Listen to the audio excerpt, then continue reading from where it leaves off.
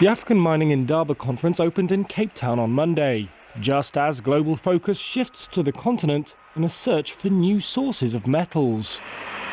Amid the conflict in Ukraine, sanctions on top producer Russia have increased the Africa risk appetite for major miners, who find themselves with few alternatives.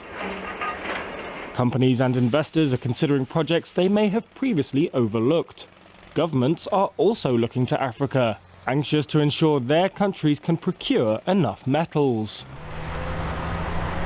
Organisers say this year's conference, running from May the 9th to the 12th, will be attended by the highest-ranking US government official in years, as well as representatives from the Japan Oil, Gas and Metals Corporation.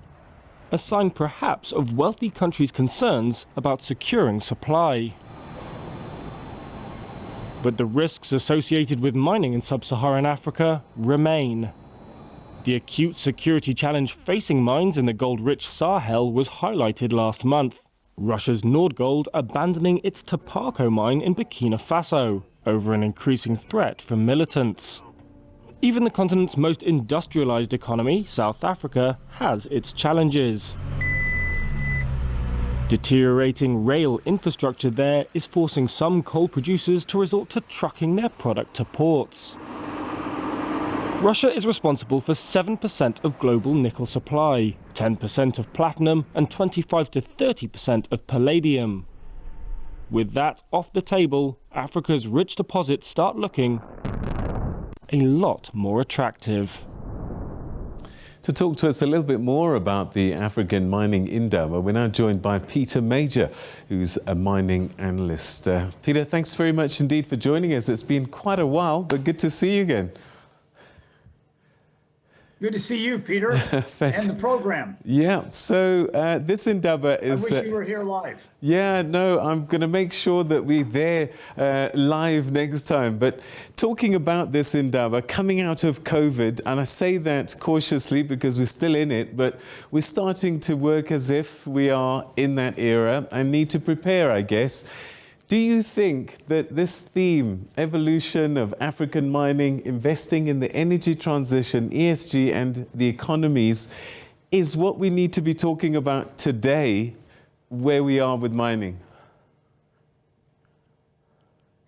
I think it is. It's appropriate because that's the way the world's going. And the world has all the money and we have all the minerals. So, yeah, we've got to dance to the tune they're singing. And I should say we're well positioned. Mineral-wise, we are well positioned, and historically, we're well known to have those minerals, but we are not positioning ourselves. We're taking these minerals for granted, and we don't realize how far behind our competitors we are. We don't find, if you see how the Indaba itself has progressed and tried to keep up with the times, try to keep up with the demands, they're constantly going to other Indabas and learning how they are performing, you know, how they're presenting, how they're organizing. We need to be doing that as a country. We need to continually compare ourselves with other countries, and we're not. We're sitting back here saying we got all the minerals, and we just keep saying South Africa's open for business. And that is so trite. Everybody's open for business. 210 countries on this planet. North Korea will tell you they're open for business. They're not changing any of their rules, but sure, they're open for business. So Mr. Montage has to up his game, and it's sad to say this is probably the lowest ebb speech that's ever been given by a South African mining minister at an Indaba before. No effort went into it. He didn't address any of the important issues that his peers, and I mean real peers, I mean the Zambian president, I mean the Botswana president, those two countries' presidents were speaking like they were the mining minister.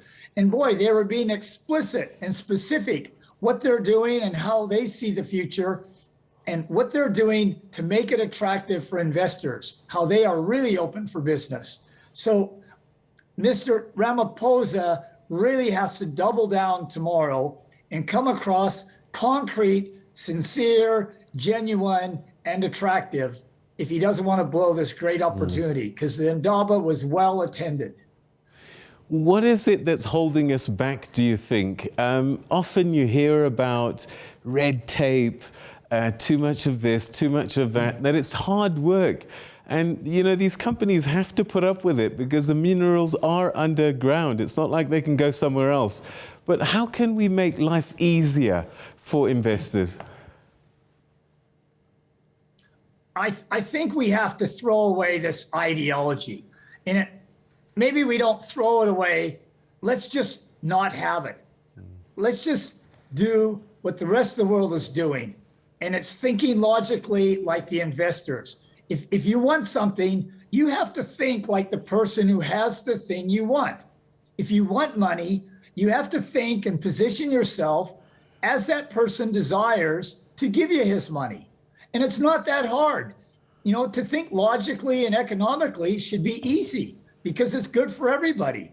So I don't know if we're wrapped up in ideology. I don't know why we're so wrapped up in this fairyland policy that we tried to invent a few years ago, and we keep bolting extra things onto it. You know, business does not have to be complex. Mining companies always benefited South Africa. They always paid a lot more in tax than they ever paid out in dividends. They always put a lot more into the country than they took out of the country. And it's only improved really every day for the last 150 years. So I don't know why it's so hard to have legislation that's in line with world legislation and to make our policies less complicated and less, do I call them penal legislation, you know, penal policies, because they're not good policies. They're not attractive. And for us to ignore the fact that we don't have a proper cadastre system, that we don't know who has what mineral rights, to ignore the fact that we keep adding on more regulations, more requirements for someone to take minerals out of our ground. We're really trying hard to deter investment here. We should be trying hard to bring in investment. All right, so this conversation sounds like ones that we've had years ago, and it seems the more things change, the more they stay the same, sadly. But look, let's look to the future, because the world is moving forward, it is evolving, and we have to evolve with it. What is mining going to look like in the next 5 to 10 years? What's changing that we really need to pay attention to? Some of the changes are automation. And automation doesn't necessarily mean mechanization, but our mining here is changing dramatically, Peter, from underground to open pit. And a lot of that's a result of our policies. And we all know open pit does 10 times the environmental destruction, and it does away with 90% of the workforce. And this underground industry we had was totally world-class, and it sourced almost 95% of everything locally, whereas open pit sources a lot less locally, maybe down to 50, 60%. But that's the trend we're going. We're going to more automation, more mechanization, less jobs, less people underground. And we can alter that somewhat with proper policy. You know, we can make it more attractive to go underground, which would hire 10 times the amount of people for the same minerals produced. But that's in our hands. If we leave it the way it is now, we will have fewer and fewer underground mines, fewer and fewer people employed, and more of it will be automated, mechanized, which means a lot of the money for those supplies and equipment will be going offshore. That's the way the future is now. That's the way it's gone the last few years, and it's pointing more in that direction, unless we make serious policy changes. Again, the other issue that's been talked about for years and years and years, but it sounds like it's probably more urgent given these changes you're talking about, is not just taking out the minerals from the ground and putting them on a ship and sending them away, but we actually have to do something with those minerals and export finished products. This has got to be an area that needs to grow faster than the speed of light.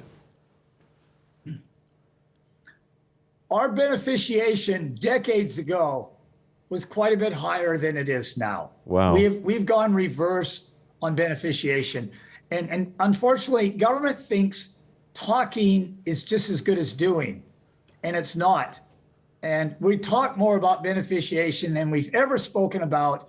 And yes, yet we're doing less beneficiation than we've done in decades. So beneficiation involves brains, high tech, electricity, lots of it, reliable electricity, and it involves less red tape because beneficiation, it gets a little more complex.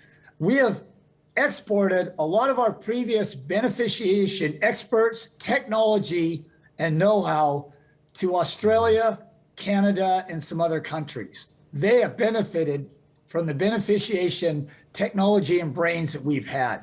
And talking about it is nowhere close to doing it. We're not funding it, and we're not putting in an environment that's good for beneficiation. Beneficiation needs good infrastructure, great electricity, great people. And our policies are too focused on ideology, and they're not focused on beneficiation. They're not focused on great people. Great people come through meritocracy, not appointments, not cadre policy deployments. It comes from meritocracy. And meritocracy cuts across sex, race, religion, background, history, everything. And so that's what we need. Meritocracy, good infrastructure, constant low-cost electricity, and we need government buy-in. You know, the PIC, the IDC can help quite a bit. All these things are gridlocked or going backwards. So we've never been further from beneficiation than we have been in the last 50, 60 years. All right, Peter. And right now.